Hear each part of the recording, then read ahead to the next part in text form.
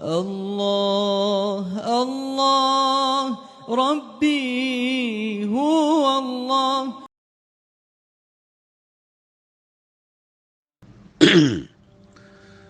Berhubung dengan persoalan untuk mengesan keimanan kita naik atau turun, bertambah atau berkurang. Sebab dalam i'tikad ahli sunnah wal jamaah, al-iman yazid wa yanqus. Iman dia boleh bertambah dan dia boleh berkurang. Bertambah dengan kita mengerjakan amal soleh, berkurang dengan sebab kita mengerjakan akan maksiat. Jadi dalam perkara ni, sebagaimana selalu disebut, ya telah manis tawa yaumahu bahwa maghbunun. Dalam hadis Nabi sallallahu alaihi wasallam menyebut, barang siapa yang sama saja 2 hari dia, semalam dengan hari ini, maknanya sama saja, tidak ada turun imannya, tidak naik. Itu juga amalan dia. Ya, maka orang tu dalam keadaan maghbun, tertipu. Maksud daripada hadis ni, Rasulullah SAW suruh kita membuat peningkatan, ya, peningkatan amalan. Jadi peningkatan amalan ni banyaklah dari sudut-sudut zahir dan sudut ruhani.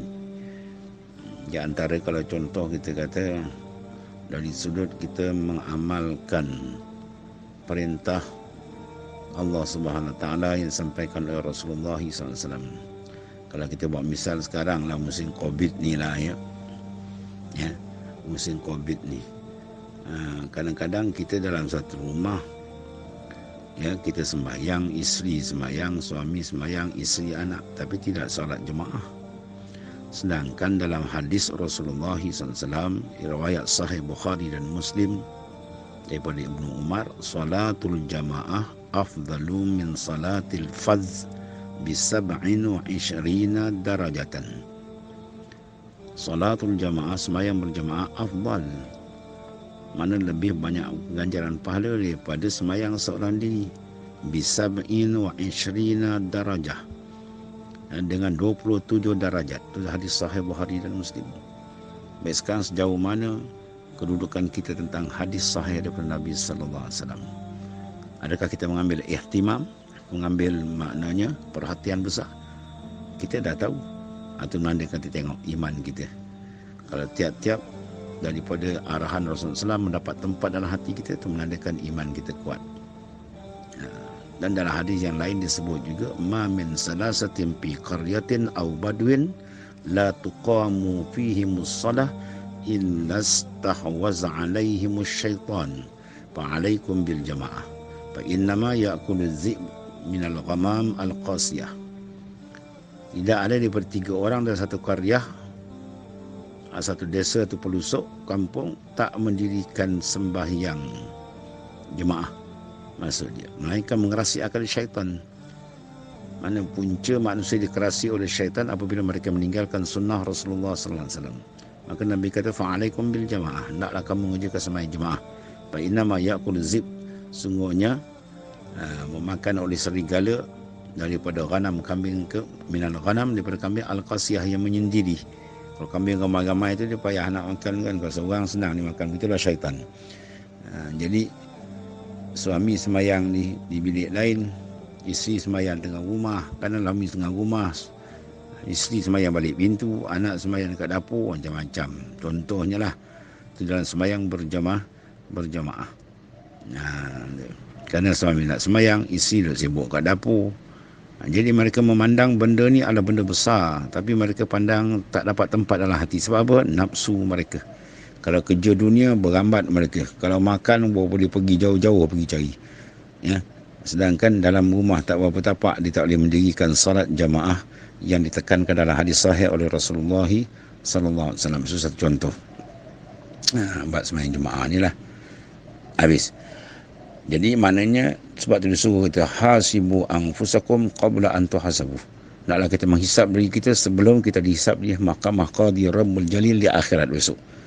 Dalam urusan kita melaksanakan perintah dan meninggalkan larangan. Sebab agama tu ad-dinu syatran. Agama tu 2 pihak saja.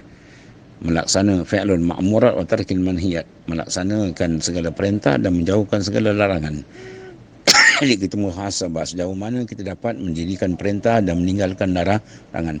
Sebab dalam mendirikan perintah dan meninggalkan larangan inilah menyebabkan iman seseorang itu naik ataupun sebaliknya. Bila dia berjaya melakukan dengan betul, zahir dan batin, maka iman dia naik. Kalau maknanya dia melakukan tidak betul atau tidak dilaksanakan, maka menunjukkan iman mereka menurun. Jadi kita kena sentiasa muhasabah.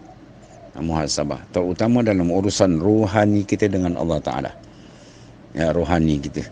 Mana kita sentiasa ingat akan Ta'ala ataupun kita lalai. Kemudian dari sudut kemanisan. Ya, man sarrathu al-hasanah wa sa'athu sayi'ah fahuwa mu'min. Barang siapa yang menggembirakan dia oleh amal soleh dan merasa gerun dengan amal sebaliknya, maksiat dan mungkarat, fahuwa mu'min, orang tu mukmin. Jadi maknanya lambang keimanan seorang tadi pada ibadat. Ya, bila rasa ibadat seronok, sedap hubungan dengan Allah, itu menandakan iman dia meningkat. Kalau ibadat dia berlaku sebalik, bermakna iman dia menurun. Sebab itulah kita sentiasa kena membuat pemantauan supaya pastikan minta dengan Allah SWT supaya iman kita naik. Ya, jadi di antara iman yang paling hebat ialah kita karam dengan Allah Ta'ala. Rohani kita karam dengan Tuhan, sentiasa dengan dia. Kun ma'allah, hendaklah kamu sentiasa dengan Allah Ta'ala. Ya, kun ma'allah, sentiasalah kamu dengan Allah Ta'ala. Raqib annallaha yarab, murakabahkan bahawasanya Allah Ta'ala sentiasa dengan kita. Raqib annallaha ma'ak, dan murakabahkan ma'iyah, kesertaan Allah sentiasa dengan kita dari sudut af'alnya, dari sudut maknanya ta'aluk, kudrat, iradat dia, ilmu dia. 4 sifat, 5 sifat yang penting dalam mainan kita rohani, iaitulah kudrah, iradah, ilmu, sama' wal basar. Ya, kita sentiasa memandang bahawa kita dan semua makhluk terikat dengan iradah Allah, taksis iradat, dengan kudrat Allah Ta'ala, iaitu ta'alud.